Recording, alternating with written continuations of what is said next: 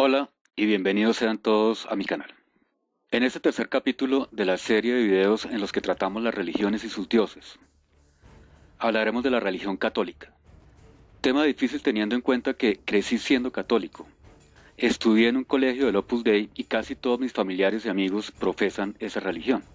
De forma que no fue nada fácil para mí descubrir que el catolicismo es fundamentalmente la proyección del culto a los dioses babilónicos y que hace miles de años adoraban sumerios, caldeos y cananitas.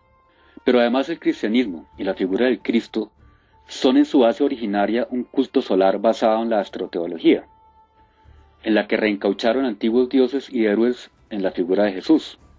Eso ya lo expliqué en un video anterior, del cual dejo el link por acá. Eso está más que demostrado, y es muy fácil de corroborar al investigar personajes como Mitra, Osiris, Tammuz, Atis de Frigia, Krishna, u otros muchos más. En ese sentido, el cristianismo no es más que un plagio de cultos y religiones que existieron cientos o miles de años en el pasado, y que existieron cientos o miles de años antes de que apareciera aquí la figura de Jesús, si es que éste realmente existió. La proyección del cristianismo en el catolicismo fue la homogenización y centralización de los cientos de sectas cristianas que se habían formado luego de la supuesta muerte de Jesús.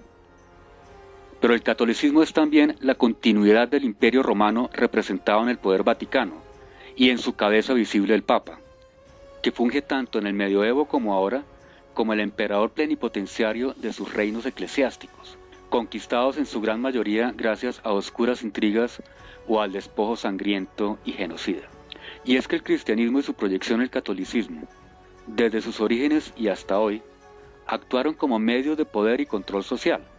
El incipiente cristianismo del siglo I y II fue una forma muy inteligente y efectiva de controlar las ideas mesiánicas libertarias de los judíos que para esas épocas estaban bien alborotados.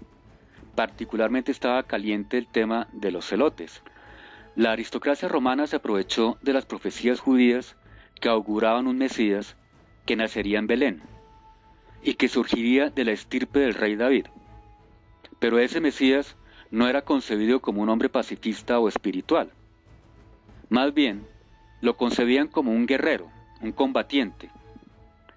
Era un líder militar, un William Wallace, un Simón Bolívar. Era un libertador por la sangre y la espada. Claramente la idea de un Mesías revolucionario guerrerista no era conveniente para mantener el dominio romano sobre los territorios ocupados de Judea. Entonces ahí es donde entra la figura de Jesús como un Mesías de paz y amor, que en vez de inspirar o insuflar la rebelión contra el Estado romano, promulga una rebelión interior, espiritual, de amor por el prójimo, en donde la dura realidad de la ocupación romana pasa a un segundo plano frente a la proyección de una vida eterna en el cielo junto al Creador. Con Jesús se alcanzaron dos objetivos muy valiosos para el poder romano. Por un lado, se eliminaba de un tajo el perfil libertador y guerrero del Mesías pronosticado en las profecías judías. Y por el otro, se lograba dividir al pueblo hebreo primero en dos creencias religiosas y luego en dos pueblos diferentes. Jesús predicaba la paz, la hermandad, poner la otra mejilla, dar al César lo que es del César. Te enseña que debes enfocar todas tus acciones en esta vida en pro de lograr la vida eterna. Te enseña a aceptar el sufrimiento y la humillación como parte integral de tu vida espiritual, como parte de tu forma de lograr el cielo. Lo cual, por cierto, no era nuevo. Ya existía el estoicismo hacía más de 300 años. Y era promulgado por alguna parte de la aristocracia romana, por cierto. Pero concretamente, ¿quiénes crearon el cristianismo? Las evidencias apuntan a la dinastía de los Flavios, que gobernó Roma por casi 30 años. Flavio Josefo, principal autor en el que se basan los validadores de la idea del Jesús histórico, fue contemporáneo al emperador Vespasiano, que murió en el año 79 después de Cristo. La Guerra de los Judíos, el famoso libro escrito por Flavio Josefo, fue publicado un poco antes de la muerte de Vespasiano. Los paralelismos entre este libro de Flavio Josefo y el Nuevo Testamento son evidentes. en particular en lo que respecta a las peripecias de Tito Flavio, que curiosamente también fue llamado el Hijo de Dios. La idea del héroe salvador, que además fungía como Hijo de Dios, no se la inventó el emperador Tito, ni viene tampoco de los romanos. Fue copiada de Nimrod, rey de Babilonia, considerado el primer emperador de la tierra, y fue él también el primer autoproclamado Hijo de Dios. Aunque son varios los historiadores que concuerdan con la idea de la conspiración flaviana, uno de los más conocidos es el historiador estadounidense Joseph Atwill, que desarrolla este planteamiento en su libro El Mesías del César, la conspiración romana para inventar a Jesús. Veamos algunos de los paralelismos entre las campañas de Tito Flavio y la vida de Jesús descrita en los Evangelios. Jesús comienza su ministerio en el mar de Galilea, donde se reúne con sus discípulos que él llama pescadores de hombres. Tito, por su parte, también inicia sus campañas militares en el mismo lugar, donde sus soldados se convierten en pescadores de hombres al momento de matar por la lanza a un grupo de judíos rebeldes que intentaban nadar para escapar de los romanos en una refriega ocurrida allí mismo, en Galilea. El episodio donde Jesús se encuentra con un hombre poseído en Gadara, que desata una legión de demonios que fue transmigrada por Jesús a un hato de cerdos, los cuales se precipitan violentamente al río Jordán, cuenta con su paralelo en las crónicas de Tito en su paso por Gadara. También se pueden ver fácilmente los paralelismos entre la vida de Moisés del Antiguo Testamento y la vida de Jesús descrita en los Evangelios. De hecho, pareciera que se tomó la figura de Moisés, primer salvador de Israel, como modelo para crear la leyenda de Jesús como el Mesías, o el segundo salvador de Israel. No voy a ahondar mucho en esto, pero veamos algunos ejemplos. Moisés y Jesús nacieron en momentos en que los respectivos gobernantes, el de Egipto y el de Judea, decidieron asesinar todos los niños varones neonatos. Ambos tuvieron que enfrentarse a los poderes demoníacos y los vencieron con éxito. Moisés contó con 70 varones israelitas para que le ayudaran a gobernar a Israel.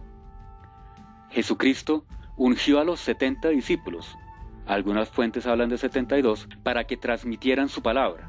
En la historia del éxodo judío, los hebreos vagan por 40 años en el desierto, en camino a la tierra prometida, y Jesús permanece en aislamiento en el desierto por 40 días también.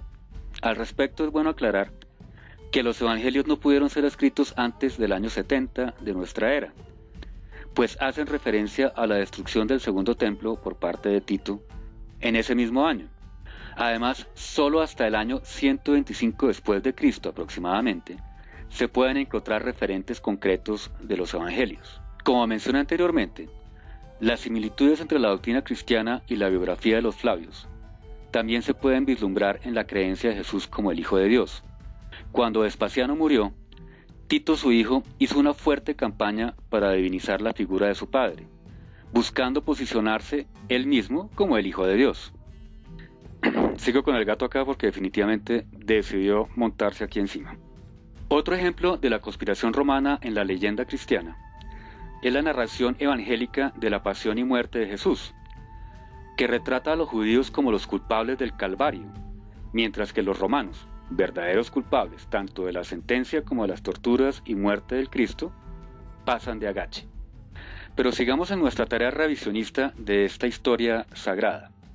Una vez instaurada la semilla del cristianismo en tierras de Judea, fue misión de Pablo de Tarso extender la mentira fuera de Judea, transformando en universal o católica a la religión cristiana. Para lograr eso, tuvo que contar con el apoyo de Roma. No es difícil concluir que la difusión de los evangelios no habría sido posible sin la complicidad del poder y la burocracia romana. No de otra forma se podría entender que la historia de un disidente judío crucificado en Judea, una provincia dominada por los romanos, hubiese tenido la difusión que tuvo pasado el primer siglo. Este Pablo de Tarso fue trascendental para este proyecto conspirativo y para la doctrina de lo que hoy es la Iglesia Católica. Conceptos como el pecado original, la creencia de que Jesús murió en la cruz por los pecados de los hombres, que Jesucristo era el mismísimo Dios y no tan solo un predicador, el rechazo de la sexualidad, la Eucaristía, la marginación de la mujer, todos estos conceptos fueron responsabilidad de Pablo de Tarso. También fue él el que le dio el primer orden jerárquico a la Iglesia, por cierto, que hoy entendemos con papas, obispos, arzobispos y no sé qué otra cantidad de carajadas. Este orden jerárquico en realidad fue tomado originalmente del mitraísmo. Uno podría concluir fácilmente que el catolicismo es la religión de Pablo y no de Jesucristo. ¿Y quién era este personaje? Pablo de Tarso era un judío, pero ostentaba la condición de ciudadano romano, por haber nacido en Tarso, que era una provincia romana para esa época. Era un encarnizado perseguidor de los cristianos, pero luego de una supuesta visión del Cristo, se convirtió al cristianismo y fue uno de sus más importantes y devotos impulsores. No deja de ser sugerente y sospechoso que haya sido un romano, uno de los principales gestores del cristianismo y uno de sus más importantes diseñadores en la doctrina católica. Como que van encajando las piezas, ¿no? Pero vamos a hacer un salto en la historia a cuando realmente nace la Iglesia Católica como credo e institución vástaga del cristianismo. Para eso tenemos que ir hasta el siglo IV al reinado del emperador Constantino I, llamado Constantino el Grande. Este es otro de los conspiradores visibles de todo este entramado imperial, que hoy llamamos Iglesia Católica. Y no es para menos, ya que a él se le debe la legalización y formalización de la Iglesia cristiana en el año 313 después de Cristo. Resulta que este tipo, al igual que Pablo de Tarso, también tuvo una revelación divina. Qué joda tan conveniente y qué curioso que se repita este patrón. Visiones milagrosas que explican jugadas políticas que resultan ser un punto de inflexión para el afianzamiento de la religión cristiana. No pienso molestarme en describir la tal visión esa, ya que es de todos conocida y además me parece bastante ridícula. Solo decir que gracias a esta visión, la ortodoxia cristiana asume que Constantino ganó la batalla decisiva que lo entronó como emperador de Roma. Al poco tiempo, Constantino despenalizó la religión cristiana, que antes de eso era salvajemente perseguida, y se fue estructurando la doctrina fundamental del catolicismo, principalmente desde el Concilio de Nicea, que convocó el mismo Constantino. Pocos años después, en el año 380 después de Cristo, el emperador Teodosio instauró al cristianismo como la religión oficial del Estado romano.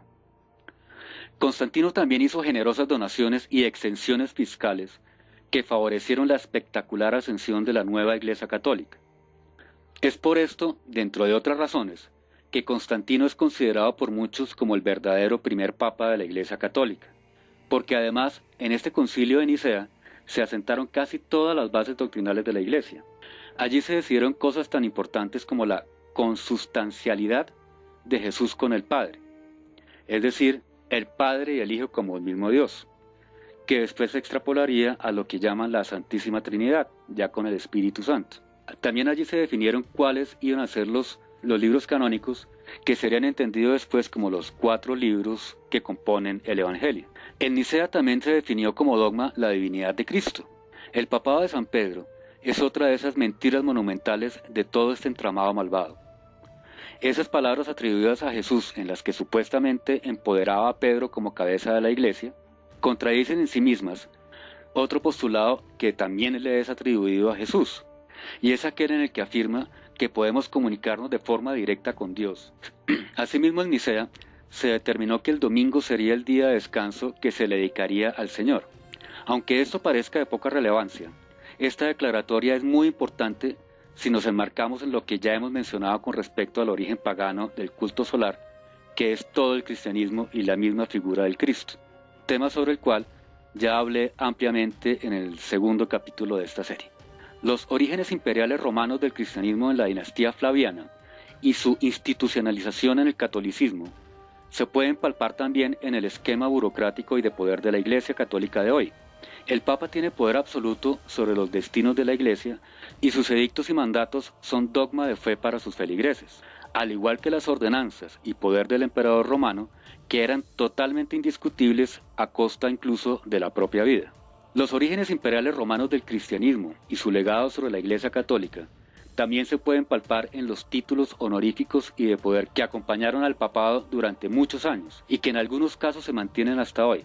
Por ejemplo, el título Pontifex Maximus, que aún hoy se le asigna al Papa, es decir, Sumo Pontífice, Era originalmente un título que ostentaba el principal sacerdote del Colegio de Pontífices y era el cargo más honorable en la religión romana.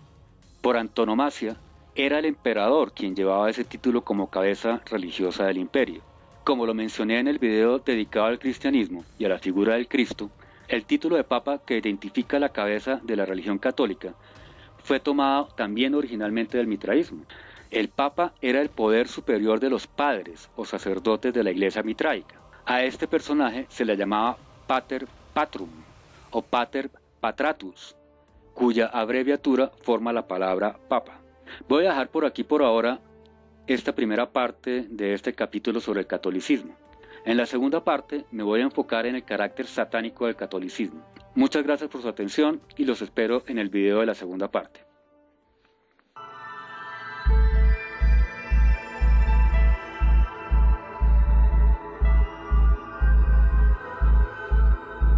Al suscribirte al canal, activa la opción de Quiero recibir novedades para que vía email recibas las actualizaciones cuando suba un nuevo video.